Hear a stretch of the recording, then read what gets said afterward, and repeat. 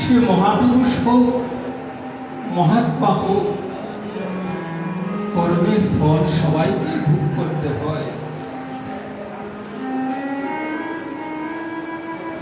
স্মরণ করি আমি আজ সেই কেশিঘাটের মন্ত মহারাজ মুরারি দাসের কথা, যাকে আমি শেষ দর্শন করে এসেছিলাম বৃন্দাবনে।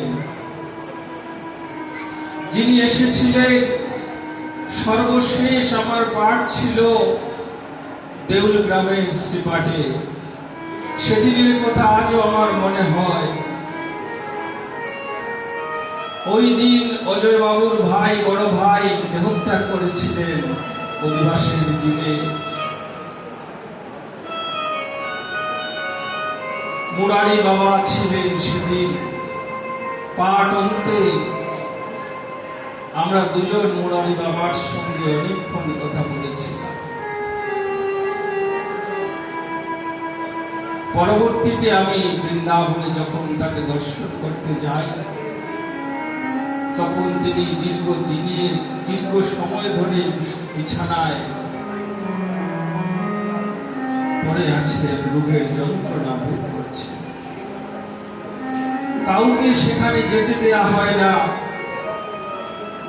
একটি কক্ষে তাকে শুয়ে রাখা হয়েছে, অক্সিজেন দেয়া হয়েছে। জানালা দিয়ে ভক্তগণ দর্শন করে চলে যান।